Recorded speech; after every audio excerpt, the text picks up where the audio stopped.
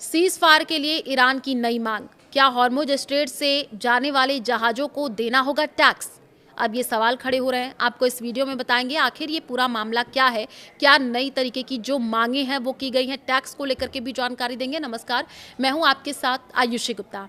देखिए, Israel, America और Iran के बीच जारी युद्ध अब एक नया और खतरनाक मोड़ ले लिया है। ईरान ने सीज फायर के लिए एक ऐसी शर्त रख दी है जो वैश्विक ऊर्जा बाजार को चिंता में डाल दिया है।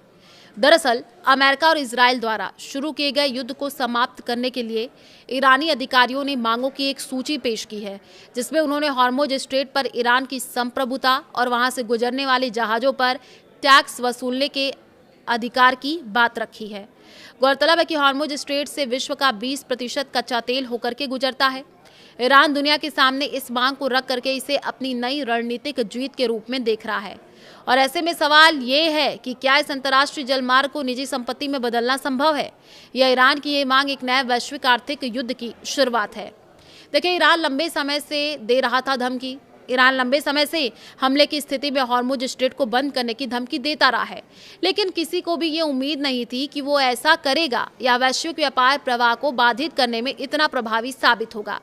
इस घटना से दुनिया के अर्थव्यवस्था पर पड़े प्रभाव के बाद ईरान की महत्वाकांक्षाएं और बढ़ गई हैं और उसकी नई मांग संकेत देती हैं कि वो इस प्रभाव को और अधिक स्थायी रूप देने की कोशिश कर रहा है। अमेरिका और G7 देश ईरान के इस कदम को अवैध और खतरनाक बता रहे हैं। फ्रांस में G7 की बैठक के बाद रूबियो ने कहा, ये न केवल गैर कानूनी है बल्कि अस्वीकार्य भी है, दुनिया के लिए खतरनाक है और ये महत्वपूर्ण है कि दुनिया के पास इससे निपटने की योजना हो। G7 की बैठक में शामिल विदेश मंत्रियों ने हॉर्मुज में सुरक्षित और टोल मुक्त नौवहन की स्वतंत्रता बहाल करने पर जोर दिया। हॉर्मुज में टोल वसूलने की क्या है ईरान की प्लान? तो देखिए, एक रिपोर्ट आई है, उसके अनुसार ईरानी संसद अब एक ऐसे विधेयक पर चर्चा कर रहे हैं जिसके तहत ईंधन और माल परिवहन के लिए हॉर्मुज जलमार्ग का उपयोग करने वाले देशों को टोल देना अनिवार्य होगा।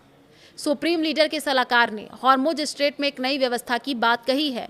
यह नई व्यवस्था तेहरान को विरोधियों पर समुद्री प्रतिबंध लगाने और दुनिया के सबसे महत्वपूर्ण समुद्री परिवहन मार्गों में से एक तक पहुंच को अपने भू राजनीतिक विवादों से प्रभावित रूप से जोड़ने की अनुमति देगी।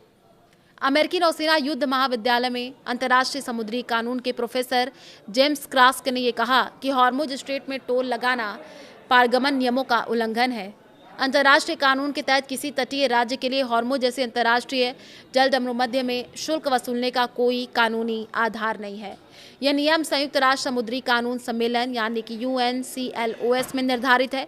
हालांकि ईरान और संयुक्त राज्य अमेरिका दोनों ही इस सम्मेलन के पक्षकार नहीं हैं, फिर भी इसके कई मूल सिद्धांत लागू होते हैं क्योंकि इन्हें व्यापक रूप से प्रथागत अंतर्राष्ट्रीय कानून के रूप में स्वीकार किया जाता है। लेकिन ईरान अपनी सदस्यता न होने का फायदा उठा करके अपने पक्ष को मजबूत करने की कोशिश कर रहा है, या तो कर सकता है।